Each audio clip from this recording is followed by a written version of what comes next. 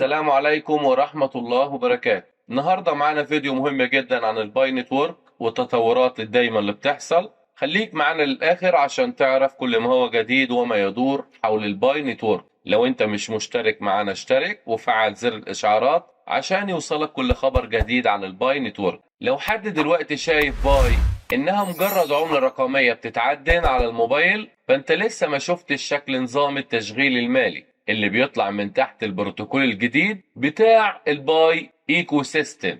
العناوين اللي بيلمع لها البروتوكول ده تقريبا كده: ظهور باي كنظام تشغيل مالي عالمي خاضع للرقابة من أول يوم، خروج باي بره فكرة الكريبتو التقليدي ودخولها كطبقة اقتصاد عالمي مؤمنة ضد هجمات الكونتيوم، انتقال من عالم التقلبات والمضاربة لعالم الاستقرار وإعادة هندسة معنى الفلوس، دمج ايزو 2022 مع الويب 3 وبناء منظومة شغالة بالاستابل كوين. بس باي مش مشروع كريبتو، دي معمولة كنظام تشغيل مالي عالمي منظم.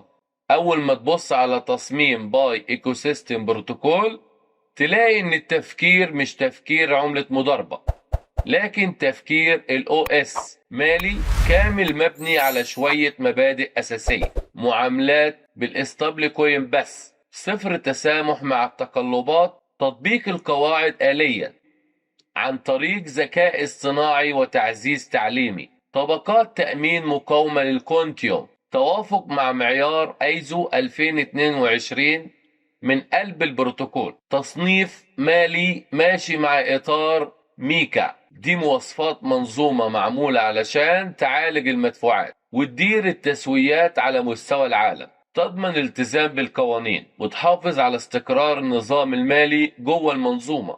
إعدادات الباي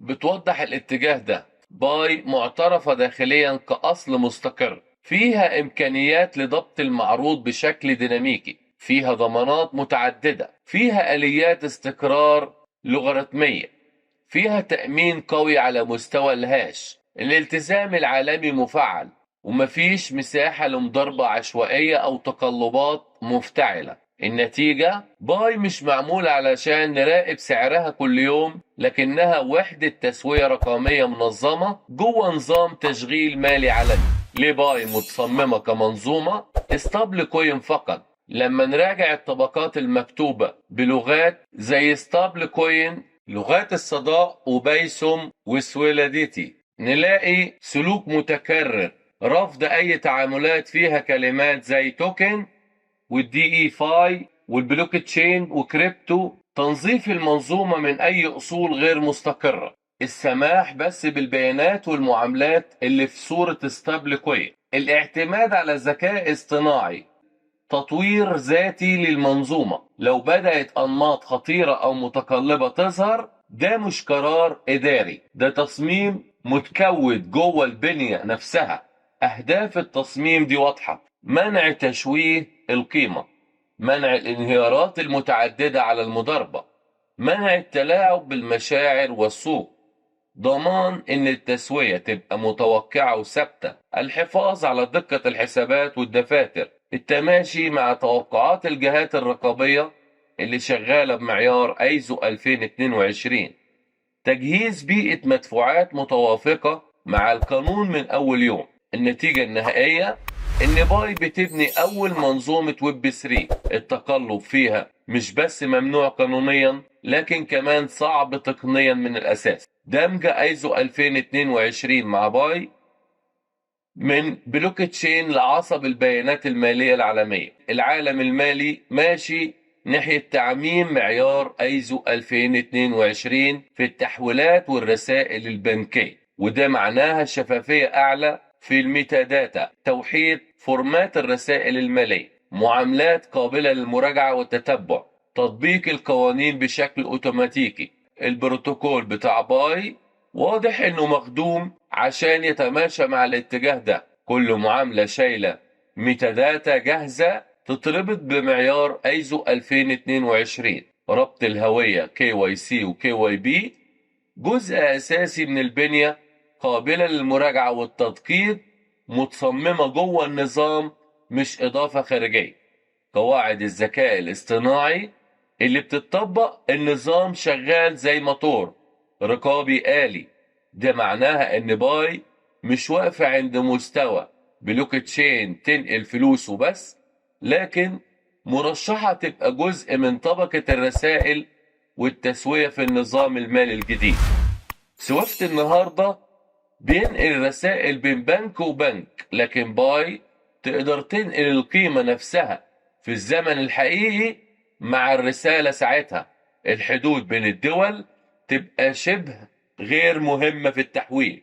البنوك نفسها تتحول لعقد على الشبكة. التسوية تبقى شبه فورية، والالتزام بالقوانين يحصل من جوه الكود مش من وراها.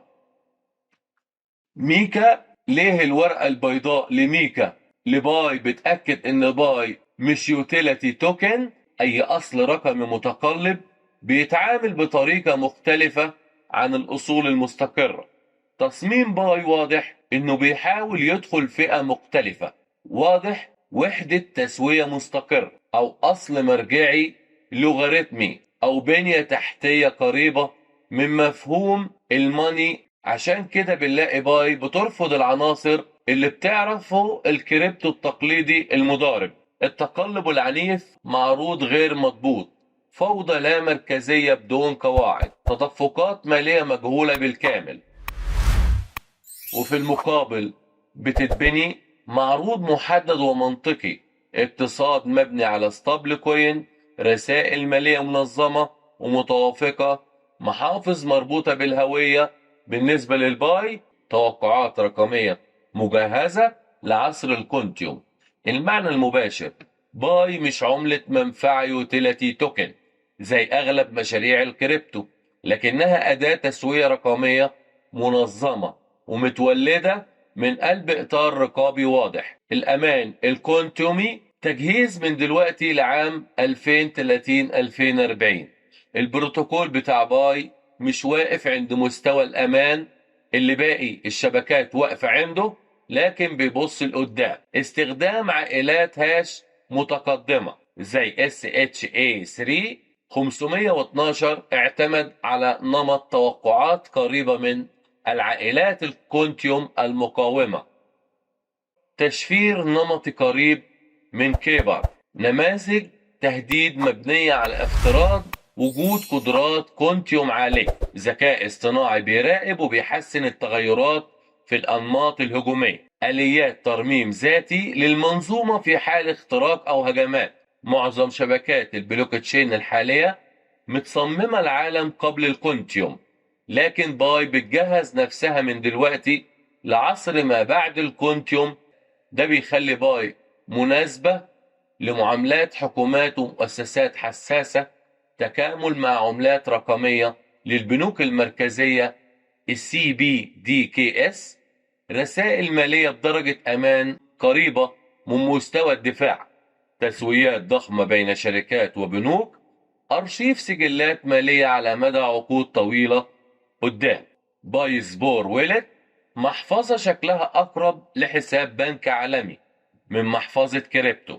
محفظة باي مش معمولة علشان تخزن فيها شوية عملات ونستنى السعر يعلى، لكن معمولة كواجهة متعددة المسارات، تخزين أصول مستقرة، إرسال واستقبال رسائل ومعاملات قادرة مع ايزو 2022، دعم أصول حقيقية متحولة لرموز رقمية، عقارات ومشاريع وسلع، دمج الهوية والتحقيق KYC والKYB، معالجة دفعات وتسويات، الحفاظ على توقعات رقمية مقاومة للكم.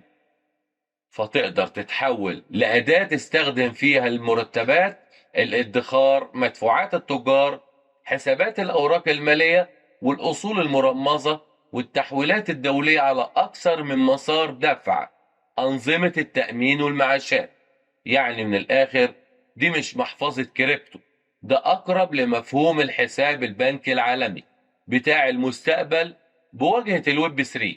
بعد ما الباي تدخل الصورة ايه اللي بيتغير في شكل الاقتصاد العالمي؟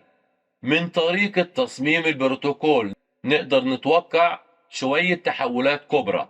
الفلوس تتحول من سلعة بتتلعب في سعرها لبيانات مستقرة قابلة للبرمجة، قيمتها واضحة ومراجعتها سهلة. خطوط الفصل بين البنوك، المدفوعات والأوراق المالية والتسويات تبدأ تدوب علشان كلها تجري فوق نفس نظام التشغيل. عصر الكريبتو المبني على الحرق والضخ والمضاربة العشوائية يبدأ يقل، لأن في نموذج جديد بيقول المنفعة أهم من الصفقات السريعة. الاقتصاد نفسه بيتحرك من سيطرة رأس المال بس لسيطرة المساهمة والإضافة. اللي يساهم أكتر ياخد نصيب أكبر. الأمان الكونتيومي يتحول من رفاهية لمعيار أساسي، وباي تبقى من أوائل المنظومات الجاهزة للمستوى ده. الخلاصة، باي مش كوين جديد نستنى سعرها يطلع. باي بتتبني كنظام تشغيل مالي عالمي كامل. البروتوكول بيقول باي مش معمول علشان تعيش على تقلبات الأسعار. باي مش أداة مضاربة. باي مش هتشتغل زي الكريبتو التقليدي. باي نظام تسوية مستقر منظم ومعروف بالهوية. باي نظام مالي مبني على الذكاء الاصطناعي والتعليم المعزز والأمان الكونتيومي. باي متصممة من البداية عشان تبقى منسجمة مع ايزو 2022 وميكا في الفلسفة والتطبيق في عالم الكريبتو القديم. التركيز كان على السعر والضخ والمضاربة. في عالم الباي التركيز على الاستقرار وعلى الالتزام وعلى القيمة الحقيقية اللي بتتخلق من مساهمة الناس في الاقتصاد. وده المعنى الحقيقي لبروتوكول باي ايكو سيستم، مش مجرد كود. ده المخطط الأساسي لبناء بنية تحتية اقتصادية عالمية جديدة حوالين الباي.